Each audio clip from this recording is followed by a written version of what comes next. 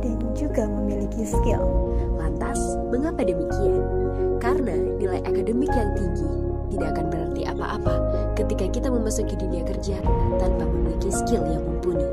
Selanjutnya, mengapa kita harus bertransformasi atau berubah? Karena ketika kita mampu mengantisipasi sebuah perubahan dan selalu mengikutsertakan Tuhan dalam setiap langkah kita, maka perubahan tersebut bisa menjadi momen di mana kita meraih kesuksesan yang telah impikan.